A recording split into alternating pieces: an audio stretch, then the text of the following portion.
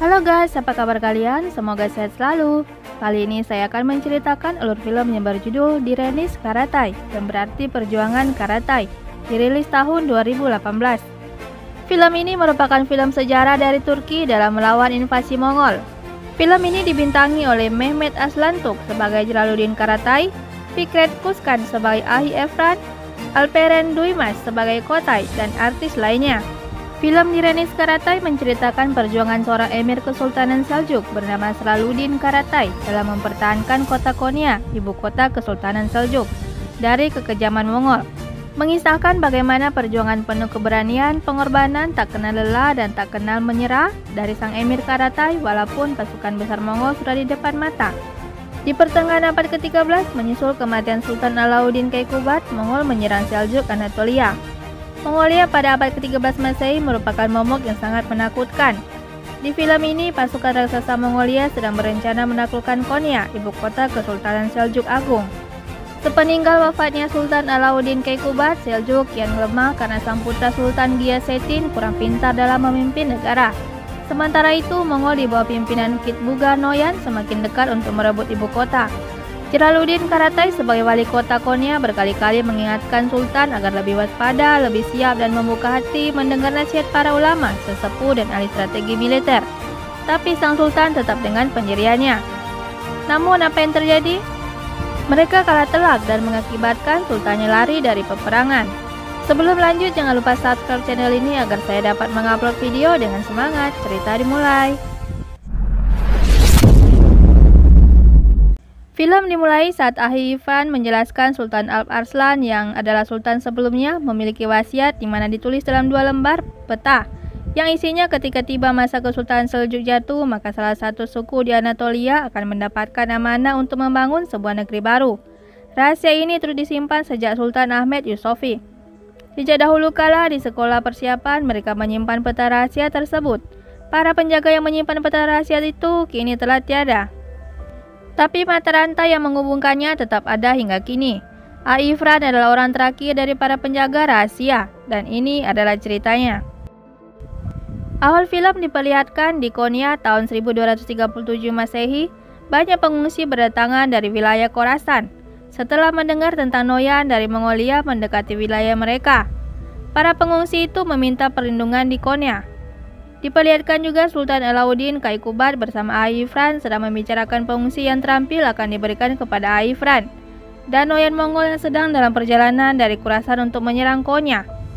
Ketika mereka sedang makan bersama, Sultan menjelaskan jika wilayah yang sedang mereka duduki saat ini dahulunya diperjuangkan dengan peperangan 100 tahun, hingga tidak ada waktu bagi para leluhur untuk bersantai seperti yang mereka lakukan. Untuk itu mereka haruslah memiliki ilmu dan pengetahuan yang kuat. Sultan meminta kepada Karatai agar ia mendirikan sekolah yang nantinya dapat menjadi benteng ilmu, menghasilkan para dokter dan hakim yang menegakkan keadilan, karena itu adalah impiannya. Sultan berkata demikian karena Noyan Mongol telah meracuninya dan tidak ada penawarnya.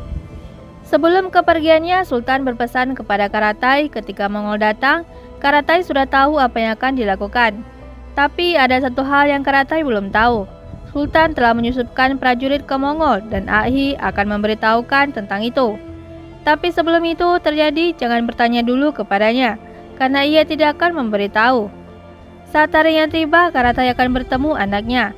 Prajurit yang dimaksud adalah anaknya itu yang tumbuh di bawah bimbingan Kekaisaran Mongol. Kemudian Sultan pun meninggal. Diceritakan pasukan Mongol terus menginvasi daerah-daerah lain.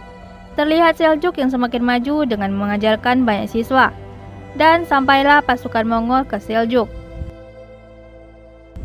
6 tahun kemudian diperlihatkan pertemuan Ahi Efran dan Karatai. Ahi mengatakan bahwa sebelum perang Karatai akan bertemu dengan anaknya. Guru Kobali telah mendidiknya dengan baik di istana Noyan Mongol dan ia akan membawa kepada Karatai. Dan untuk mengingatkan agar dia tahu bahwa ia adalah putra Seljuk adalah dengan melihat tanda Phoenix di lehernya. Saat mereka sedang berbicara, prajurit yang bernama Sulap atas perintah Sultan Giyasettin yang merupakan pengganti Sultan Alauddin Keykubat yang sudah meninggal sebelumnya menangkap Ahi Efran atas tuduhan berkomplot dengan mata-mata Mongol yaitu Kobali. Di perkemahan Mongol, Noyan mengatakan kepada 3 anaknya yaitu Burka, Oijaito, dan Kotai telah menangkap seorang pengkhianat dan dia adalah salah satu orang terdekatnya. Noyan bertanya apa yang dilakukan kalau kalian menangkap pengkhianat. Burka mengatakan akan segera mengeksekusinya. Ojaito mengatakan akan membunuhnya. Dan Kotai mengatakan membunuh itu mudah, tapi berlaku adil itu sulit. Kau mungkin bisa menghancurkan semua batu dan membunuh semua penguasa, tapi keadilan harus ditegakkan. Dan Noyan bercerita, sebelum Meta menjadi seorang Khan, ia menguji kesetiaan para prajuritnya. Ia memerintahkan para prajuritnya bersiap dengan busurnya dan mengarahkan panah kemanapun yang ia tuju. Meta Tekin menunjuk pada kuda kesayangannya, tapi salah satu prajuritnya tidak melakukannya. Bukannya memanah kuda, Meta Tekin justru memanah prajurit yang tidak patuh. Dan suatu hari Meta pikir ayahnya tak bisa memimpin kerajaan. Pada saat mereka berburu, saat itulah dia memanah ayahnya. Para prajurit yang biasa patuh mengarahkan panah mereka ke ayah Meta, sang raja. Noyan pun memperlihatkan siapa yang jadi pengkhianat. Ia adalah guru yang mengajari mereka Kobali. Anak-anak itu sangat terkejut melihatnya. Tapi pengkhianat tetaplah pengkhianat. Begitulah yang diajarkan kepada mereka. Dan akhirnya meluncurkan panah-panahnya kepada guru Kobali. Dan Noyan memenggal kepalanya.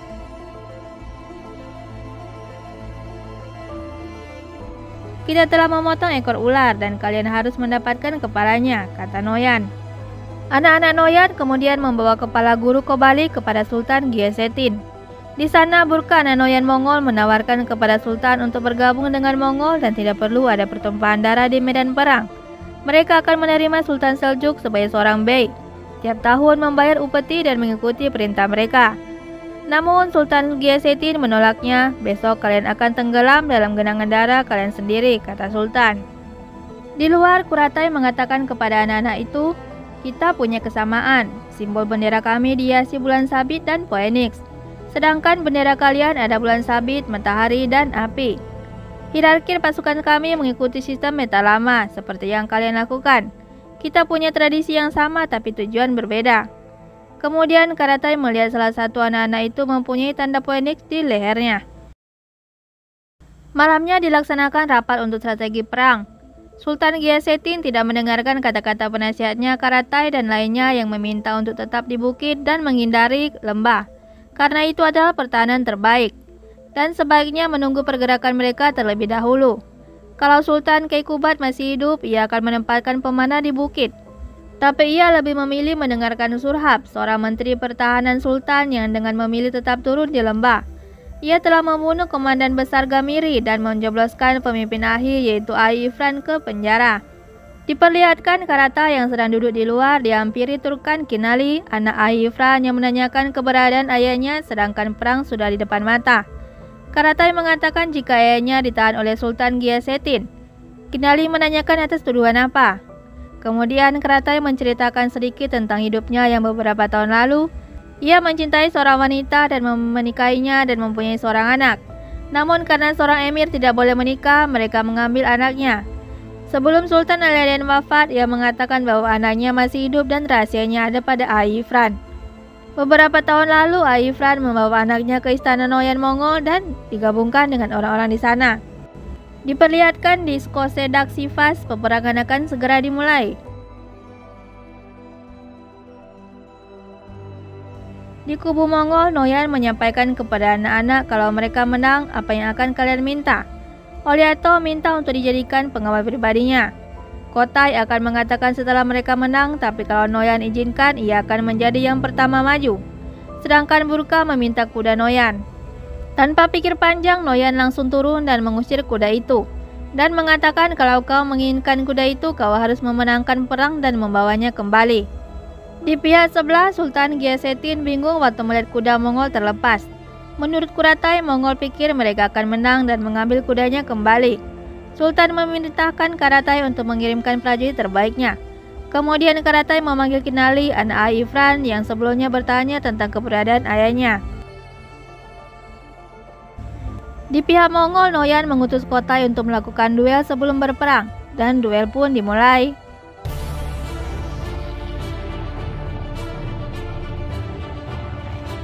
Awal duel di Kinali melemparkan abu ke Kotai, menyebabkan Kotai jatuh dari kuda.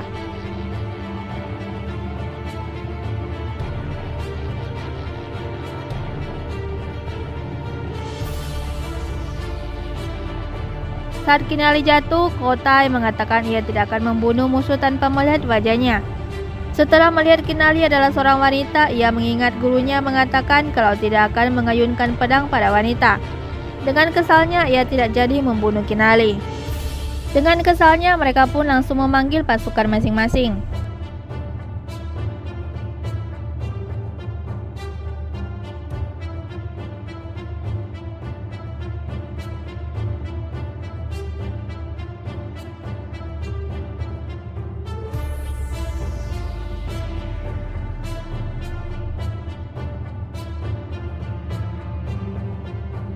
Di tengah peperangan, Noyan memanggil kembali pasukannya dan ini direspon oleh Sultan bahwa Mongol mundur dan meneriakkan kemenangan.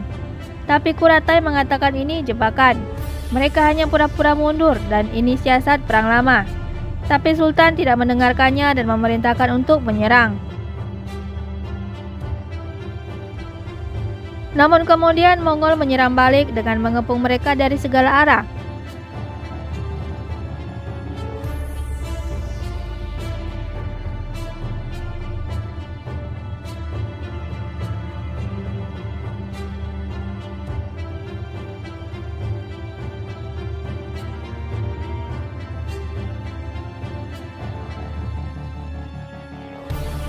Sultan pun langsung lari, namun dihalau Karatai dan mengatakannya pengecut.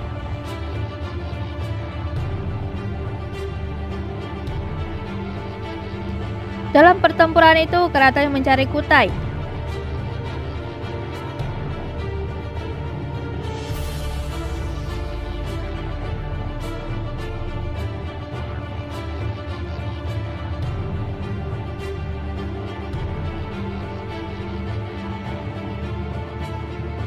Ia kemudian memanah Kutai dan dibantu Kinali membawanya ke tempat mereka.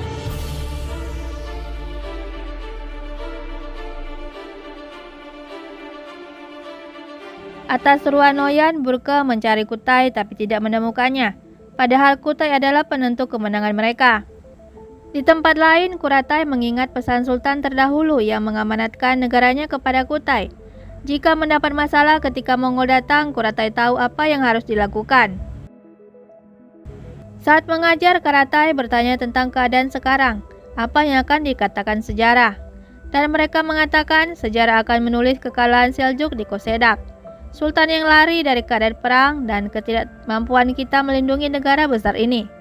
Kemudian Karatai mengatakan mereka yang negaranya sudah jatuh di Kosedak mempunyai impian baru, mereka akan membangun negara baru. Karatai mengatakan Noyan akan berusaha mendominasi Konya, tapi Konya tidak boleh jatuh. Kalian harus menyiapkan Konya untuk melakukan perlawanan. Paginya Kutai bangun dengan luka yang telah diperban saat Kinali membuka jendela. Ia lalu didatangi Karatai. Karatai memperlihatkan simbol burung phoenix di busur panah dan bertanya kepada Kutai apakah ia mengenalinya.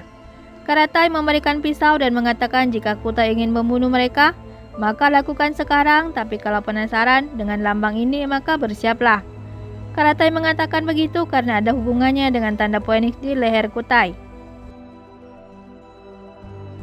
Di perkemahan Mongol, Noyan mengangkat anaknya Oijaito sebagai kepala pengawal. Burka diberikan kuda yang sudah ia janjikan. Dan Menteri Pertahanan Kesultanan Seljuk, Asfahani, ternyata berkhianat. Noyan mengangkatnya sebagai gubernur Konya. Ternyata strategi sebelumnya yang ia sampaikan kepada Sultan adalah kerjasamanya dengan Noyan. Asfahani yang akan memerintah Seljuk di bawah kekuasaan Noyan. Saat itu masih ada Sultan, tapi Noyan mengatakan tunjukkan pada rakyat bahwa gubernur Mongol lebih tinggi dari seorang Sultan, dan pasti mereka akan menerimanya. Namun ada satu hal yang ditakuti Asfahani, yaitu Emir Jalaluddin Kuratai, para ahli dan para hatun atau pasukan wanita. Mereka mengawasi seperti seekor serigala. Karatai tidak mengunus pedangnya, tapi dari hatinya. Untuk itu, Noyan memerintahkan Asfahani untuk mengkondisikan kota Konya agar mudah diinvasi. Kurangnya hasil panen dan pertanian. Mengambil senjata, tutup tambang besi, hentikan pembangunan sekolah dan yang berhubungan dengan keilmuan. Dan harus melemahkan Konya sebelum diinvasi, harus mematahkan pedang dan pena Karatai. Di sisi lain, Karatai mengajak Kutai menuju makam. Di makam itu, Kuratai menjelaskan tentang masa lalu Kutai. terungkap jika Kutai kecil dimanipulasi kematiannya. Ia diberi tanda Phoenix agar ia selalu ingat tentang asalnya sendiri.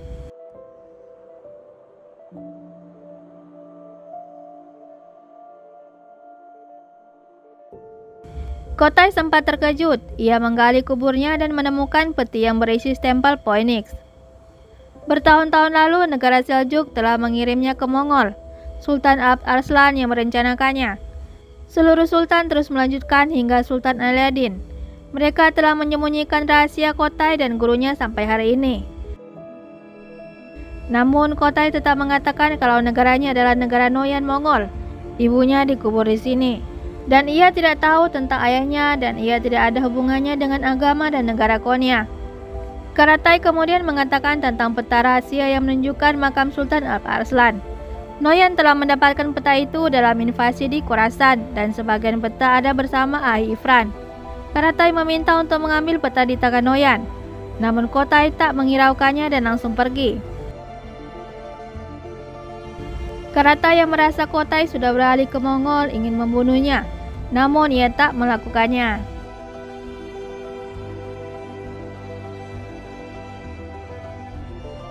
Hari berikutnya, Karatai bertemu dengan Dogan Alp Bey, saudarinya Fatima istri Aifran dan menteri. Mereka mengabarkan Sultan Gyasettin sudah sampai di perbatasan Emirim. Noyan sedang bersiap menginvasi Kaisri. Kalau wilayah itu jatuh, maka wilayah ini juga jatuh. Para hatun atau pasukan wanita sudah siap berperang, namun Ai masih di penjara. Fatima menanyakan apakah Gyasettin masih menjadi sultan, karena ia terus lari seperti buronan. Karatai mengatakan Sultan Aladdin sebelumnya mempunyai impian dan ia selalu merahasiakannya, yang sudah ia beritahu ke Kutai sebelumnya. Mereka butuh Ahi Ifran dan Gyasettin untuk bangkit. Karatai pun memerintahkan Dogan Alp Bey untuk membawa Sultan Gyasettin ke Konya. Menteri mengatur istana dan ia akan melakukan yang terbaik untuk Ahi. Isfahani akhirnya diangkat menjadi gubernur Konya dan memerintah Kesultanan Seljuk atas nama Khan Mongol, dan Isfahani akan memerintah dari istana Konya. Mereka membakar sekolah-sekolah hingga membuat rakyat tidak dapat berbuat apa-apa.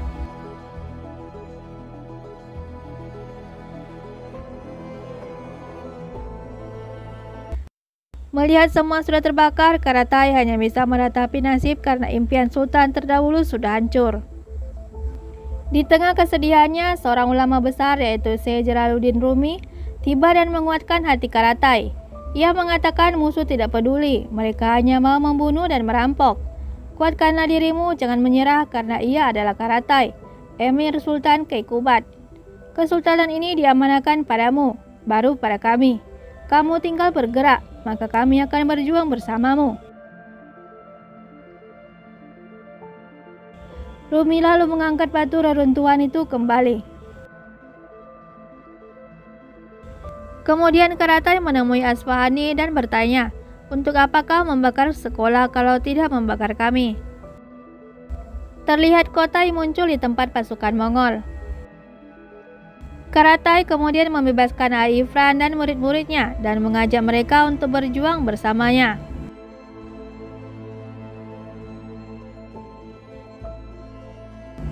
Diperlihatkan Kotai menemui Noyan. Ia beralaskan prajurit Seljuk yang menangkapnya masih baru.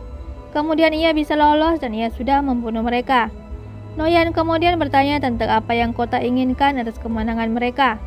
Kotai kemudian meminta ingin menikahi Maral, pelayan Noyan.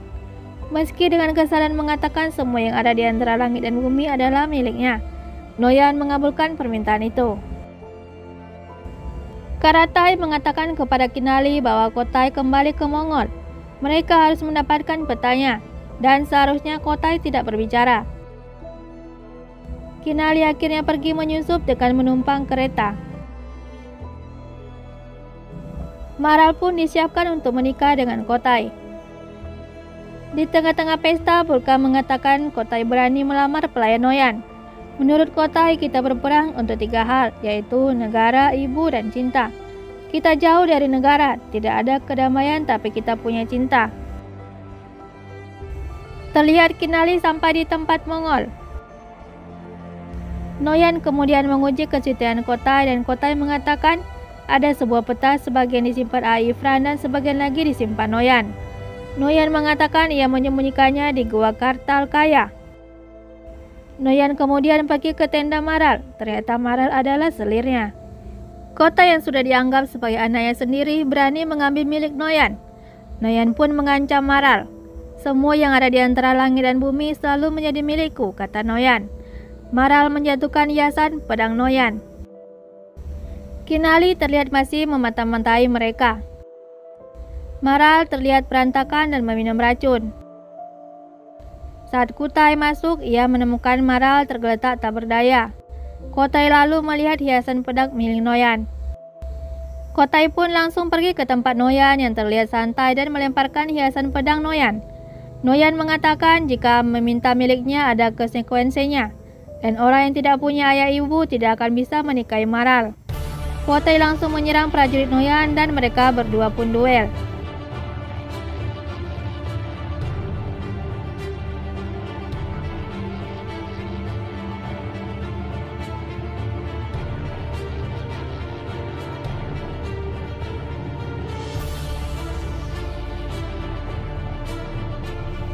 Kutai berhasil melukai wajah Noyan dan ia melarikan diri.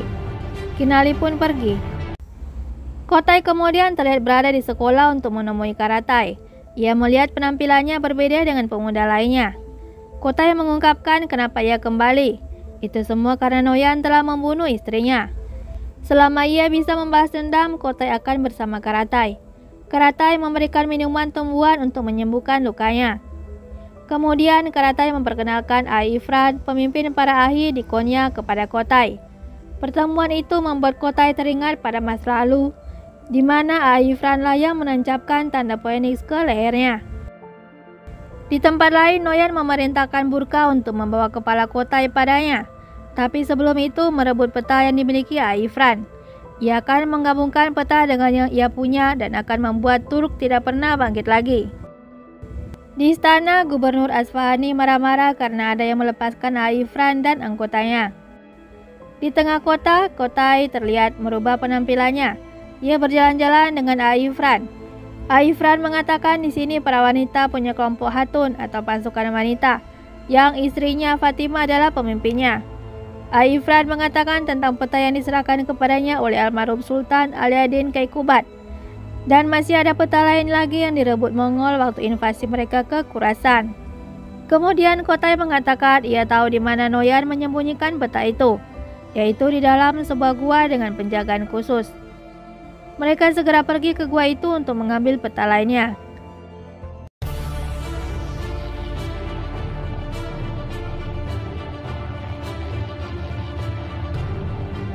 Saat aksi itu, Kutai hampir terbunuh dan ditolong Fatima.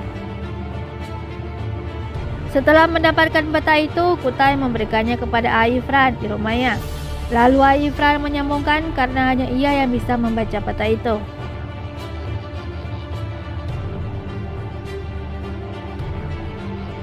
Namun hal tak diduga terjadi di mana Oljaito dan Burka bersama pasukannya menyerang istana mereka dengan misi mengambil peta milik Ai Ifran.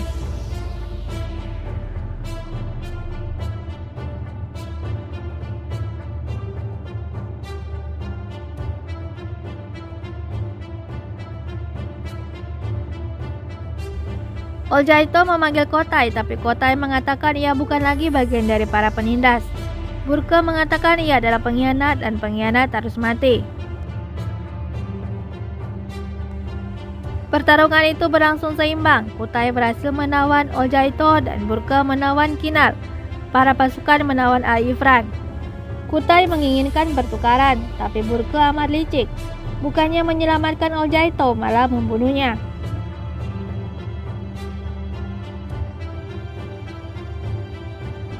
Kutai memberikan peta itu, padahal sebelumnya mungkin sudah ditukar oleh Ai Ifran. Mereka membawa Ai Ifran karena hanya ia yang bisa membaca peta itu. Keesokan paginya ternyata Oljaito masih hidup dan ia merasa menyesal karena menjadi bagian dari orang-orang yang tanpa ragu membunuh saudara sendiri. Di tempat Mongol ternyata Maral masih hidup, itu karena kerja keras para tabib sebelumnya. Ternyata Kinali sedang menyamar. Kinali melihat ayahnya Ai Ifran ditangkap.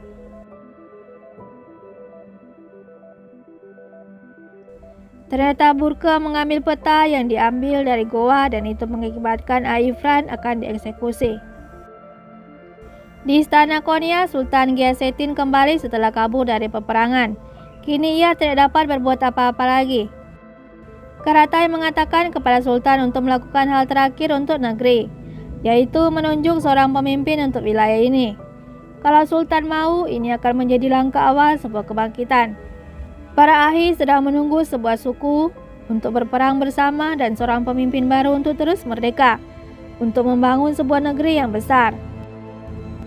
Karatai memberikan sebuah kertas yang isinya tidak ada namanya, dan ternyata Aifran dan Karatai tahu namanya. Kemudian Karatai memberikan sebuah botol yang isinya bisa membawa kematian, menuju sebuah kehidupan baru. Keputusan ada di tangan Sultan, bersedia didirikannya dinasti baru atau mengakhirinya saja.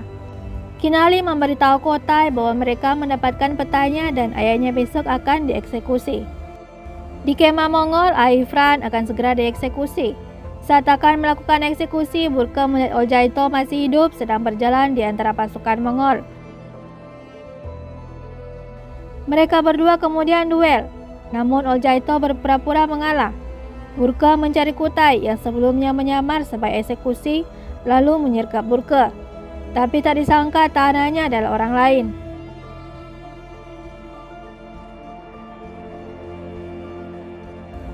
Noyan kemudian mengeluarkan Maral yang baru saja diketahui Kotai jika Maral masih hidup.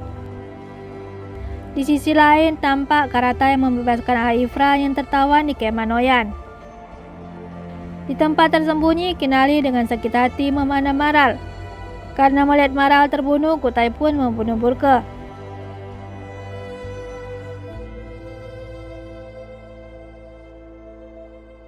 Kinali mengatakan kepada Kotai bahwa dialah yang membunuh Maral, tapi Kotai mengatakan dia memang sudah lama mati. Noyan kemudian mendudukkan anaknya Burke di kursi kekaisaran dan berjanji akan mengambil kepala Kotai dan akan menguasai Konya. Di Konya, semua prajurit dan murid Karatai sedang bersiap-siap melawan invasi Noyan. Mereka memberitahu semua orang.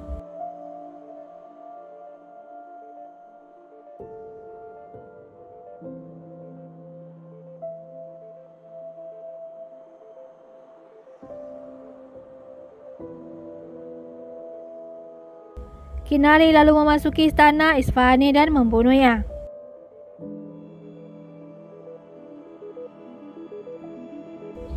Noyan dan pasukannya ternyata sudah siap di luar tembok Konya.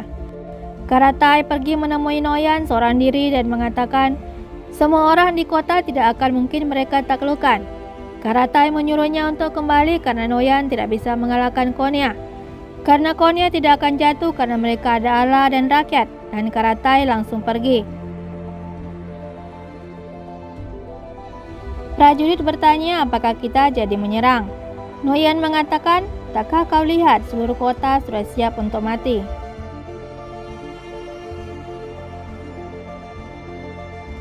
Keesokan paginya, Kotai dan Oljaito tiba. Setelah semalam mereka masuk ke kemah Noyan dan mengambil kembali peta yang diambil Burke.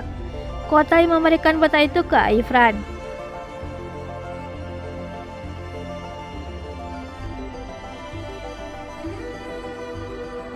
Di sini Aifran menyuruh Kotai ke suku Kayi membawa surat keputusan Sultan Gyasettin dan juga petanya. Dan juga Aifran memberitahu bahwa Kotai lahir di Konya dan Emir Jalaluddin Karatai adalah ayahnya. Namun Kotai belum diperbolehkan berbicara dengan ayahnya sebelum ia menyelesaikan misinya. Kotai akhirnya bertemu ayahnya Karatai dan meminta restu untuk kepergiannya.